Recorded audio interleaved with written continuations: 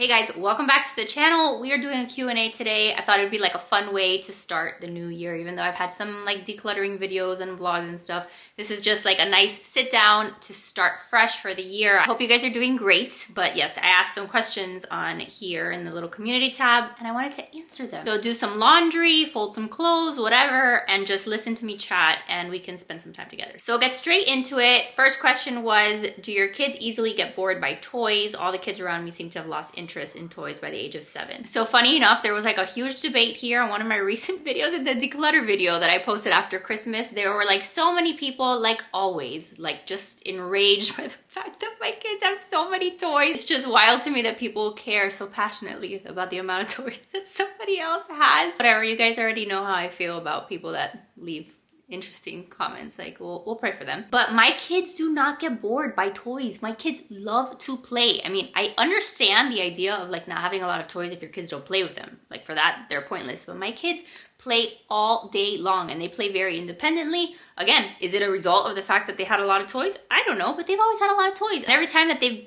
come to me saying, I'm bored, I don't know what to do, I'm like, pick something. Pick something, do something, find a way to entertain yourself. So my kids still love toys. Riley is 7, Jackson is 5. Jackson is very much into his little action figures and blocks.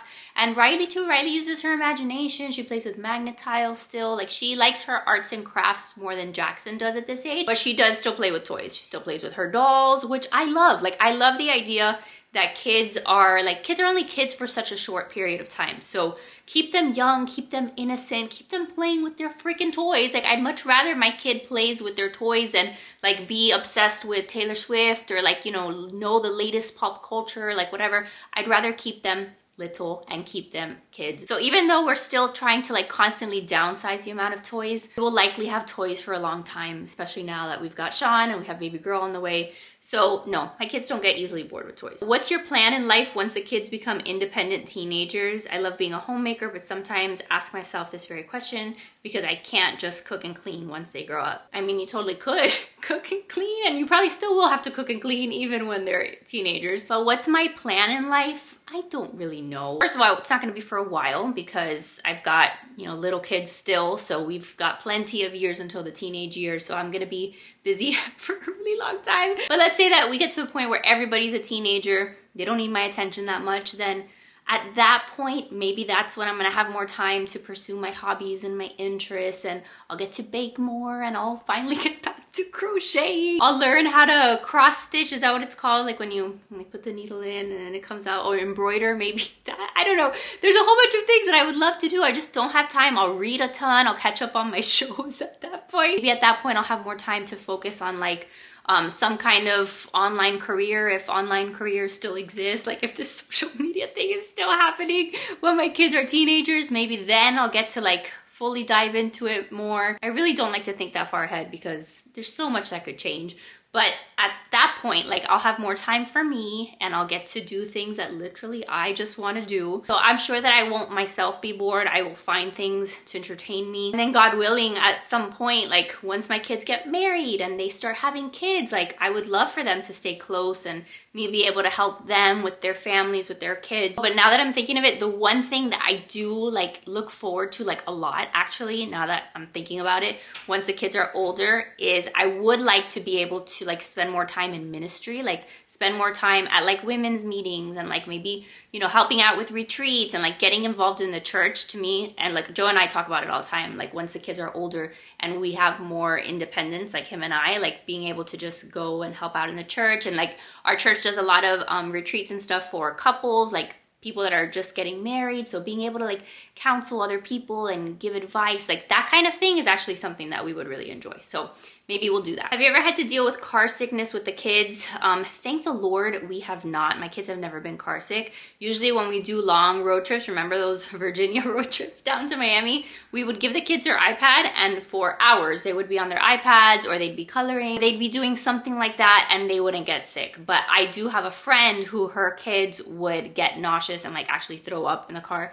And I've heard that that is horrible. So I'm so sorry that you're going through that. I don't have any tips because I've never gone through it, but if anybody else has tips, feel free to leave them down below. Did you ever send your kids to a Montessori school? What are your thoughts on the program? I mean, I'm not opposed to anything Montessori, but I homeschool them, so I don't see myself sending them to a Montessori school. I don't know enough about the philosophy to feel like I can actually speak about it. I do like the idea of like things that I've seen, like everything is very aesthetic and very nice, and the idea of like getting them used to, you know, playing with one thing, bringing it to a table, playing with it and putting it away. Like, I think that there's a lot of probably benefits to like some of that, but I really don't know enough, so I'm not going to talk about that too much. This is so random, but did you ever visit New England? If so, what did you think? Joe and I, we went to Boston. We went to Boston with my parents. I think that's considered New England, right? If not, that shows you how much geography I know. But we liked Boston. Boston was full of like a lot of history. We did the Freedom Trail. We walked that. This was, again, before kids. And it was very nice to just be able to like walk places. It also gets like freezing. Like it gets super cold up there. So I don't know that I would ever live there or be interested in it, but it is very cool. Like I like traveling. We just don't have the time or the money, you know, to be going places a bunch. But I thought it was a cool city and just lots of, again, history. So it was cool. I didn't have anything like bad to say about it. How many kids are you planning to have? Is there a number? This question I'm gonna answer in a very future, like soon future video, because tons of comments about that, lots of questions about like, is there a specific number that we're going up to, like my feelings on that. So stay tuned because I promise I'm gonna answer it, but it really does deserve its own like dedicated video. This question was, why doesn't Mimi help out more? I thought we'd be seeing her more and or hearing about her helping with the kids. My mom helps, but also has other grandkids, so I understand she may not always be available.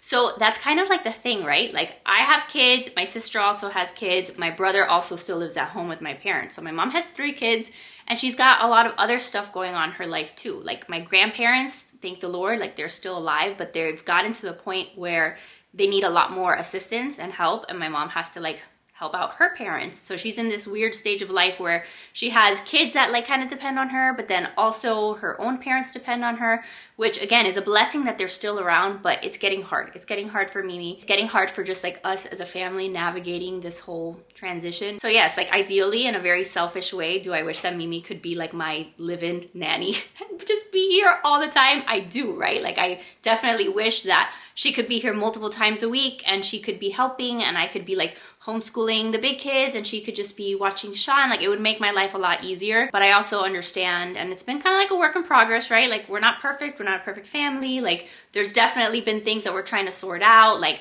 how often is she helping me versus how often is she helping my sister? Like it's just like, that's real life. She does help. She's usually here like once a week.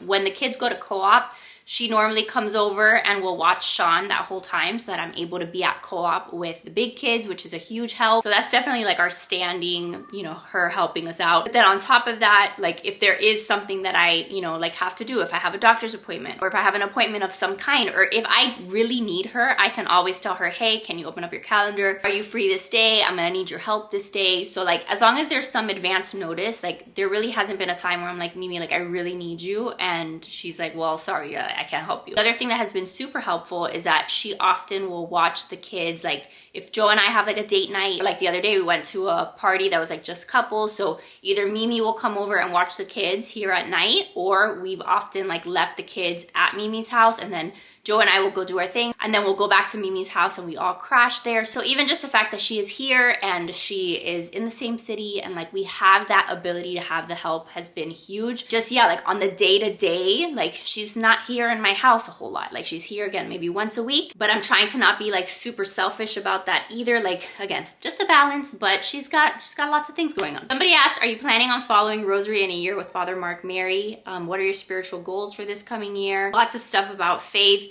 So the Rosary in a Year is a new podcast that came out, and at first I wasn't planning on doing it because I don't know, I just was like, well, I can just pray the rosary. But I listened to day 1 of it and I really liked it because it's not so much like you turn on the podcast and you're praying the rosary. He's actually walking you through, at least so far from what I listened to, it was kind of like how to pray and like your relationship with Jesus. So I really liked it so far. So I'll probably tune in more. As far as my spiritual goals, again, I'm Catholic, so I would like, if I have one goal, my goal is going to be to spend more time in adoration. Adoration is like when you physically go to the church and they display the body of Jesus and like you spend time just in prayer in front of the presence of Jesus. It's a beautiful thing. Joe does it a bunch, but I myself don't do that enough. And I know that when I'm going through like hard times and when I'm just like struggling with the decision I have to make, like I know that I would benefit from spending more time in adoration. So that's just something that I want to work on. This is also kind of random, but it says, how do you feel about raising boys in a society that increasingly seems to reject masculinity? I mean, yes, I can definitely see where this person is coming from. Like, it seems like the idea of, like, you hear toxic masculinity and it's a bad thing to be like, you know, a man. Like, in a lot of ways,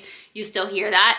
How does it make me feel? Like, it actually makes me feel like, I don't know, like I have an important job to make sure that my boys grow up to be good men. Like, and it's kind of like exciting. Like, I have the opportunity to raise them and to form them into good humans, like both my boys and now my future girls. Like, regardless of what the world is doing, regardless of how society is or what the majority of people are doing, like, it's an opportunity, like having children, to make them be good and to put goodness out in the world. So I don't like dwell on that. It doesn't like make me sad, or like it doesn't really necessarily make me scared. Like, I'm kind of just like excited about it. And I think it's there's a lot of responsibility on us parents to raise good children, but I think that's like our calling. And I think that that's why God has given us children at this point. So, was your family home in North Carolina damaged from the hurricane? Our family home was okay. They finally, not too long ago, like they went to go assess if there was any damage and stuff.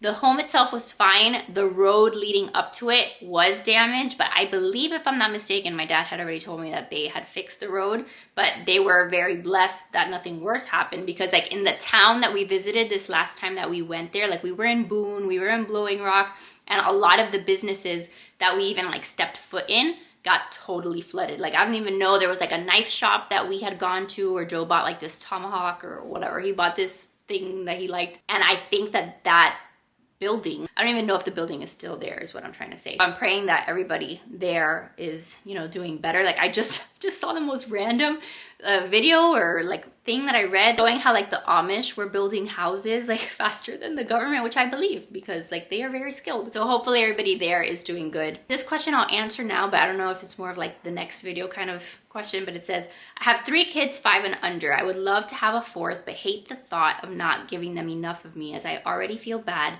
that I am not able to spread myself across these 3. Like, do you ever feel guilt about that? So that's like a complicated question. Do I feel guilt about the amount of time that I can give my kids? I think, sure, at times, like if I'm being honest, like there are definitely moments where I get in my head and I'm like, oh, I'm not spending enough time with one of them. But I think that no matter how many kids you have, unless you just have one child, like you're always gonna feel like that, right? Like, correct me if I'm wrong, but I feel like even when I had 2 kids, when I just had Riley and Jackson, I was still like, I'm giving Jackson more attention and I'm neglecting Riley. Like, I still felt that. So I think that's something that we're always gonna have to constantly deal with. But whenever I find myself in that space, I try to like just bring myself out of it and remember like how much I am pouring into them and how much I am giving them, and what a blessing it is to give them a sibling. Like, I truly believe that giving your children a sibling, like, that's a gift. It's a gift to them, because there is gonna come a day when I am dead and when Joe is dead. So they're not gonna have us, but they will have their siblings. And the goal, right, in a perfect world, the goal would be that we raise them to love their siblings, to have a sibling bond, to have memories, to want to raise their children together. And so I try to look at like, what are we giving them versus like, what am I taking away? I do think that there's, you know, something to the idea of like, it makes them less selfish, like when they have to share their parents, right? Like when they have to share my attention, I think there's something good about that. Like learning that they're not the center of the universe, learning that they have to maybe share bedrooms, having to share time. I think there can be benefits to it, but again, there's more to it. So I'll try to share some of my thoughts in the next video. What is your family car? We're expecting a 3rd and we're looking to upgrade to a bigger vehicle. So right now I have a GMC Acadia. I've liked my car, but it's not gonna work for us when baby girl gets here. So I do need to car shop. Because my car right now, it has like the 2 front, you know, Joe and I, like where we sit. And then we have captain seats. So Jackson's in one and then Sean's in the other. And then in the back seat, in like the 3rd row, it's just Riley in her car seat, but then the other seat like folds down, but we need to fold it down to be able to put a stroller. So if it was up, I could put another car seat, but then I wouldn't have space in my car for a stroller. Like the double stroller wouldn't fit in there. with another person sitting in the back. So fun times, we have to car shop. I come to the realization that I'm going to have a minivan, and I'm actually very excited about it. I'm very excited about the like sliding doors open. I'm pretty sure my mom had a minivan when I was growing up, even though it was just my sister and I for the most part. But I'm excited about it. I've heard really good things about the Honda Odyssey. If you have other minivan or just big car suggestions, leave them down. But I know that I have to start looking, because some people have told me that, like, I don't know, at the dealerships, like cars are delayed, or, I mean, not that I'm looking to get a new one, I'm trying to get a used one. I definitely don't want to pay for like a giant, like what is it that people have? Like there's some SUVs that families have, like big families have, but they're very expensive. So we really are looking at the minivan route, and I think it's gonna be good. Would you ever consider moving again? That's also a complicated question. Like, would I consider it? I mean, the thought of having to move right now makes me want to vomit, just because of how much of a pain it is to move and to pack up all your stuff. Like, the moving process was absolute crap. Like, I did not enjoy that at all. Mind you, I mean, I was pregnant at the time and there was a lot going on. But would I move? I mean, I'm pretty confident that at some point in our future, we are going to be moving. Like, I don't see myself in this home until I die. Could I be wrong? Sure, but like, that's not Joe and I's plan right now. And again, there's lots of things like to consider. Like, our area is getting so expensive to live in that I don't even know. Like, to be honest, I don't know how long we'll be able to afford to live here. Like, there may come a time where we're like, hey, mom, dad, like, we can't afford to live in Miami, so we're gonna have to go. And at that point, it would just require lots of conversations. Joe would have to get a job elsewhere. Like, we don't know. It's not necessarily in our plan for right now, or maybe even like the next 5, 6, 7, 8, 9, 10 years. But I also can't say it's off the table, because there's lots of factors that go into like us staying or moving. So we'll see. Any advice for first starting or introducing your kids to the faith? I have one daughter who is 1 year and 2 months old. I know right now she doesn't have much of an idea of what's going on, but just wondering what you did for Jackson and Riley. So I think one of the best things that you can do if you're new to the faith, if you're trying to get your kids into it, buy a Jesus storybook Bible, just any kind of storybook Bible, like a book for kids about the Bible stories. Start there, get them familiar with the stories from the Bible. Like, it's obviously going to be easier for them to understand when it's a cute little picture book and it's something like for their level to like understand. I even recommend that for just adults who are new to the faith. Start with a kid's storybook Bible. It's gonna help you to understand things a lot better than trying to crack open the real Bible and like understand things like on your own. It's gonna be a lot harder. So my first like easy intro is the Jesus Storybook Bible. We would read lots of stories, and then as they got older, we would introduce different concepts to them. Also just like praying, just like teaching them what prayer looks like. At the end of the night, Joe and I have always done prayers with them, and not just like, hey, we're gonna recite a bunch of random prayers, but like, hey, we're gonna thank Jesus for our day. What are we grateful for? What did we enjoy from the day? Like, thank you, Jesus, for this. And like, what do we want him to help us with? Just getting them used to having that conversation has been very helpful and very fruitful. We've seen, like, even now, like when, it's just cute, like when we disciplined Riley, or she's, you know, having a hard moment, or, you know, like we've been telling her lately, like, hey, you've got to work on your attitude or whatever. You know, those hard moments where we're like, you're having an attitude and I don't like it.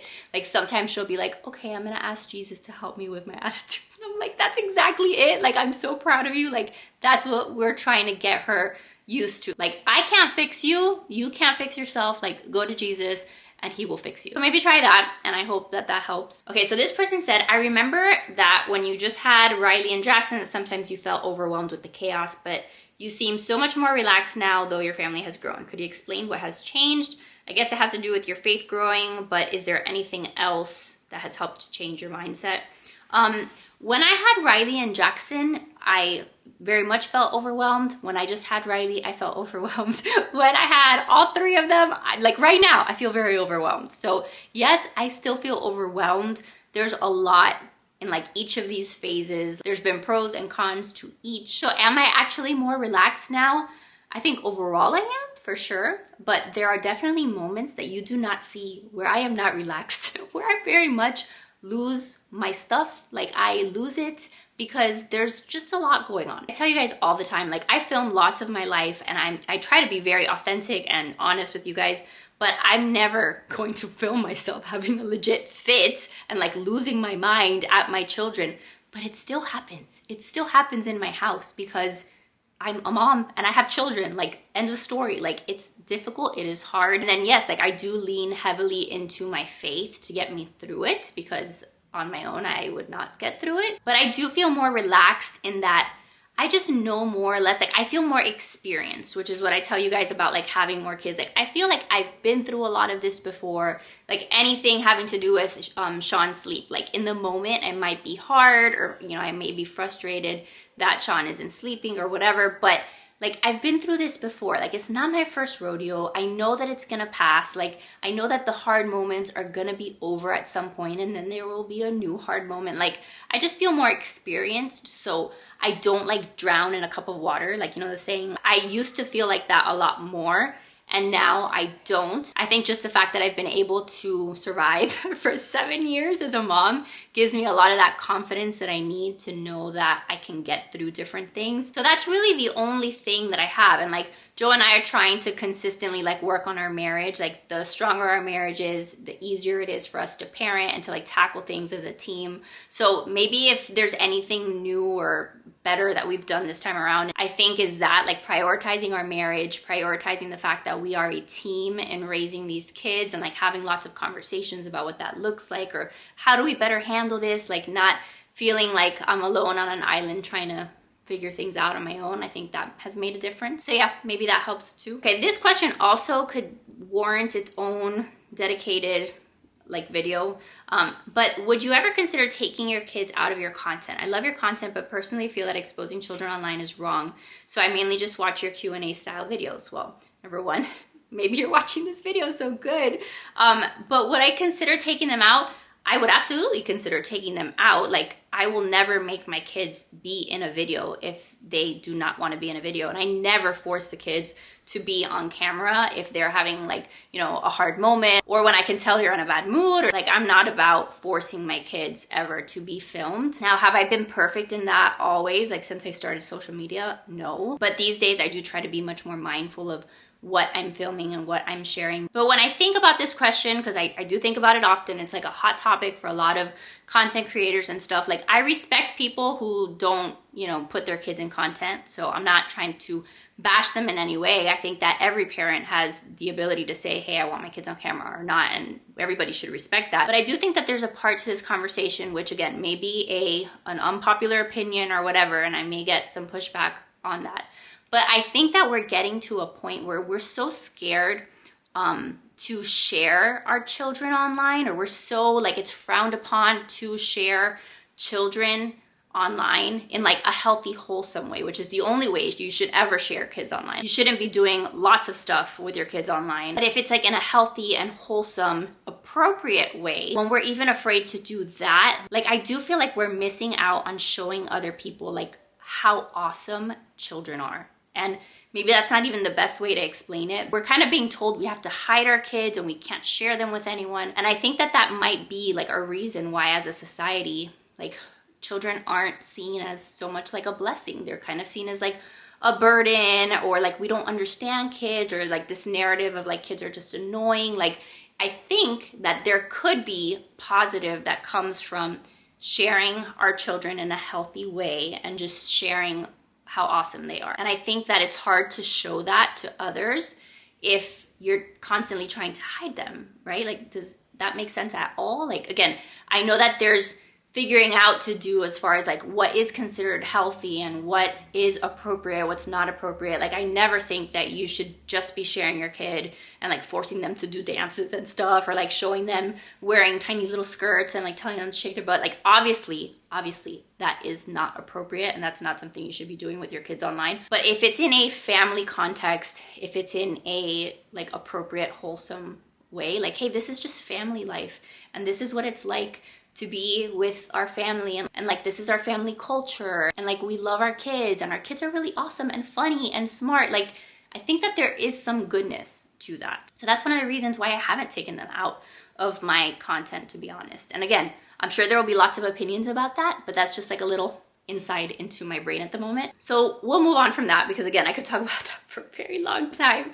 So this question says, when you are able to leave your kids with your mom or your hubby or sitter in general, What do you do for self-care or alone time? Do you feel guilty about doing it? When I'm able to leave the kids with like Joe and stuff, or, you know, I have a minute to myself, typically what I'm doing is I'm going to book club with my friends. So that's like once a month that I get to do that. And that is so like cup filling. I love it. I get to go to one of my girlfriend's houses and we all like bring some kind of snack and we're reading a homeschool book that we're doing together as a co-op. And like these moms that are there, like they are my genuine friends that I love and would spend so much time with. It's a really fun morning to be able to just like talk about lots of homeschooling and parenting issues and just get feedback, and we laugh and we like, it's just the best time. So I do that. I have been lately also with some of my girlfriends. We'll do just like dinner dates, and like we get together, we pick a date in the month and we're like, okay, we're gonna go here to eat at this time after the kids are already in bed, which has been really nice to just like have a meal and not have to feed anybody else except for yourself. But when I tell you that we go to dinner, like it's usually like a chain restaurant somewhere where we don't have to drive like super far. Like I'm not going out to Miami Beach by myself, like with my girls, like that's not my jam. First of all, the idea of driving at night freaks me out. And like, I'm not in the business of like, I'm trying to go to a bar hopping with my girlfriends and leave Joe at home. Like, that's not how we operate either. It's usually like, hey, we're gonna go to Chili's or we're gonna go to Longhorn, like somewhere like that that's nearby where we can just talk and vent, and it's just like such a good time. So we'll do that sometime. Or my favorite thing to do is to go to Goodwill and to go thrifting. And for me, it's like I'm going treasure hunting. I'm trying to see if there's any good deals. I found so many gems while I go thrifting, like just perfectly intact dresses. Like I bought a Calvin Klein dress there not too long ago that still had the tags on it, and like that makes me happy, thrifting. Like not even so much like for house stuff, just like clothes to wear that I don't have to spend a lot of money on. But I do find that even when I'm doing that, like I feel rushed to get home. And I've been just, as soon as I start realizing that I'm doing that, I try to remind myself like, okay, Joe is fine with the kids. Joe gets plenty of time to be away from the kids. Like it's okay if I do this. And like, just, it's like a constant thing that I have to work on. Like as soon as I start feeling that guilt or feeling like I've got to rush home, just telling myself like, I'm okay, the kids are okay, it's gonna be fine. If I'm gone for an hour and a half, like everyone will survive. But of course it's a struggle. So maybe like the more you do it, the better you get at it. So maybe practice doing it. This question was interesting. It said some influencers that you follow make different lifestyle choices. Like they're screen free, or they restrict sugar, they're home birth, only homemade meals, etc. Like I guess like just like very, I don't know what that niche is, like super, super crunchy, super, super natural, whatever it is. It says, do you struggle with comparison? Do you ever feel like you're not doing enough? How do you discern what your family needs from you? A very good question. Do I struggle with comparison? Like, first of all, I do enjoy watching lots of different people in different seasons. I think that there's something good about that. And I can also watch people that don't make every single exact life choice that I do. And like some of the stuff that I watch, I'll be like, okay, that's kind of annoying, or like, no, I don't need to incorporate that into my family. One thing I will never do is watch somebody and then leave a nasty comment about how horrible their life choice is, because I actually have a life and don't have any interest in just being mean online, unlike many other people who like to view the internet. I think that you can learn a lot from other people. I know that especially like in the Christian community, there's like this, I don't know, there's like a sense of this is what it has to look like, or everything has to be very like, I don't know, it's kind of like this very extreme look sometimes. Like again, it's just my opinion, this extreme look of what your home life has to look like, where it's like you can never turn on your TV, or you can never give your kids a piece of sugar. Like again, I will respect that somebody wants to parent that way, because it's none of my business and it's not my kid, so you can do whatever you want. But I'm much more of a like, let's meet somewhere in the middle and like understand that that's not what my family needs. And I don't know, I just feel very confident in the choices that we make. But I'm always learning, and I'm always willing to adjust. Like just because I did something last year doesn't mean that I have to do it this year. And so I think that that's beneficial, to not get like so stuck or like hung up on any decision that you make as a family. Like your needs and your priorities, like they're always shifting. So I do find value in watching other people and other people sharing their lives and sharing what they do, even if they're different from mine, because I will take tidbits like here and there of things that they do and be like, okay, maybe now I can actually implement that thing that I saw in a video that lady did that at the time I thought was crazy. Like, I think that that's beneficial to kind of keep stuff in your back pocket, and then maybe it's applicable to you at some point in your life and being able to implement it. I don't know, that's just me rambling. But I try. Like, it's hard with social media to not compare yourself all the time. Like, I get that. Even me as a content creator, like, I'm online a lot. I'm viewing a lot of content just for research purposes, for like, this is my industry. Like, so like, is it very easy to feel like, hey, I need to be doing it like this person? It's easy to get sucked into that, but I try to force myself not to. At the end of the day, like, I look at my kids and I'm like, how are they doing? How are we doing as a family? If I feel confident that we are operating well, if I feel confident that like the Lord is satisfied with what we are doing, like if I don't feel like called to be doing something different, that I feel like the Lord is calling us to do something different, then I'm okay. I think that's good. Somebody asked about homeschool. So I've answered this question like a million times, but do you plan on continuing homeschooling your kids throughout the school years or just elementary years? I still don't know. Like, right now, Riley's in first grade, Jackson is in preschool, so I've got a ways to go. Right now, homeschooling is working for us, and I have loved homeschooling. The kids are in their co-op, so it's kind of like hybrid because they definitely still see their friends and they learn in like a school setting or whatever. But we've loved it so far, so I don't see myself like changing it up right now. As the kids get older, when we start getting into middle school, high school, like, for sure, we will always have to be reevaluating whether or not homeschooling is working for us, but I can see myself questioning it more when they get to that point. Like, I have a really good friend of mine right now, like one of my best friends, and she has a child who's gonna be entering high school. And at this point, she's making the decision, like, am I gonna continue homeschooling like I have for all these years, or are they gonna go to a traditional school? And so it's a thing that she's thinking about and praying about and assessing. But my plan is to learn from all my friends who have older kids, get feedback from them, you know, try to figure out what's gonna work for our family at that point. And then we'll make a decision, but I'm not worried about it right now. I'm not trying to let it steal my joy from like right now. Right now, I do think that it's going well, and I don't have any complaints. So we're gonna keep doing it at least for now, but I guess my point is, like, I'm not attached to it to the point where it's like, if we cannot homeschool forever, I am going to die. Like, I know that I'm not, and I know that everyone will be fine. So we're just gonna take it one day at a time, and we'll see. Okay, a couple more questions, because I know this video is long, but do you see yourself as homesteaders at some point, acquiring land in Florida, remembering your gardening days? I miss my garden so much. My garden in Virginia was one of my biggest joys. Like, it brought me so much joy to garden in Virginia. And then when I got here to Florida and everything freaking died, it made me so sad. So there's a part of me that really does enjoy that aspect of homesteading.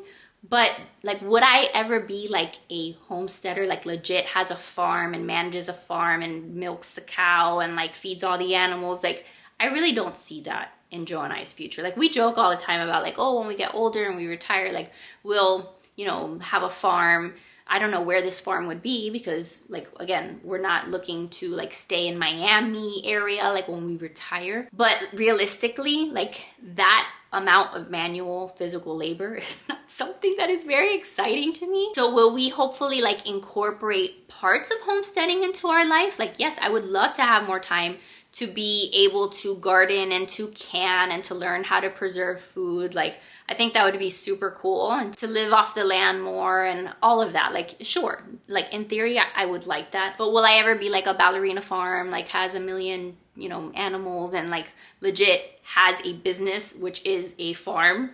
I don't see myself doing that. I just don't like manual labor that much. And then lastly, have you decided on sleeping arrangements for the new baby? So I think I've also kind of answered that. I think our plan right now is the big kids are still gonna be sleeping in the same room. So Riley and Jackson still sharing their room.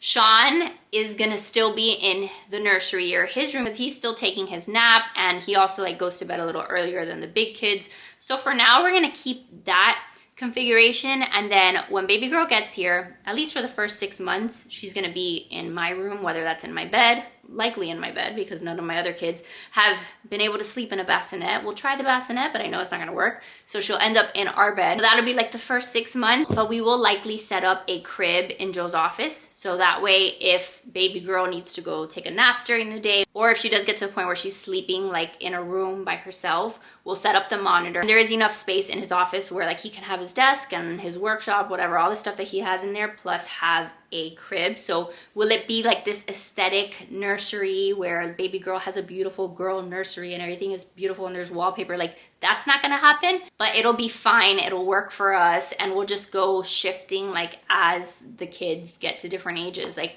eventually it would be cool like to be able to split them into like a girl's room and a boy's room. Like that would be the ultimate goal. But it was funny, my mom was over here the other day and she started asking Riley something like, oh, would you like to have your own room? Or like, hey, one day you're gonna sleep in a room, you know, where like Jackson's gonna be with Sean. And she was like, what do you mean? Like the idea of her being by herself, she was very offended. She's like, where's Jackson going? Like, I don't like this. I share a room with Jackson. What am I gonna do in a room by myself? It's just funny, like she likes to share the room with Jackson. And my mom was like, no, but like you'll share it with baby sister. And then she got excited again. She's like, oh, I would like that. But again, to share a room with baby sister will be complicated, at least for a little while, because Riley stays up and she's got her light and she's reading her books, whereas a baby needs to actually sleep. So we'll figure it out as we go, but right now that's kind of the plan that we have. We have upstairs here, we've got like the master bedroom, and then we've got 3 other rooms. So right now one is for Riley and Jackson, one is for the nursery, and then we have Joe's office. But Joe has already been very much, you know, just understanding that at some point we may need to convert his office into an actual bedroom. So he's also not getting entirely attached to his office, but I think for now we can still make it work where he has some desk space and he has an office that he can use when he needs it. But it can also serve as like a multi-purpose room, I guess is what you can call it. So anyway, I hope you guys enjoyed that. I hope you guys were able to get some stuff done while we chit-chatted. Anything else you guys want to know, let me know. Again, like I'm always telling you, if there's content you want to see, let me know. It's a new year. I'm so excited about it. There's lots of just fun stuff that I have planned and that I want to share. I'm feeling very motivated. It's kind of like weird to plug this like at the very end because I'm sure not many people made it to this part of the video, so I'll share it again in another video. But if you haven't seen on my Instagram, I actually just started a new Instagram handle that's all about homeschool stuff. So if you guys are really into homeschooling, that's like an area that I want to be focusing on this year, is sharing more like in-depth deep dives into how we homeschool, answering homeschool questions, sharing curriculum, like having one dedicated place to all things homeschool. So I'll have that little handle or whatever down below in the description box too if you want to go check it out. But fun times there, so follow me there. And again, I do hope to get back into sharing some long form homeschool videos here too. So not that my content like is shifting, or not that I'm not going to be posting like what I regularly do over here, but that specific part of like the content that I produce has me like excited to share more. But that's it. So thank you guys so much for being here. I love your faces, and I will see you guys very soon in my next video. Bye guys.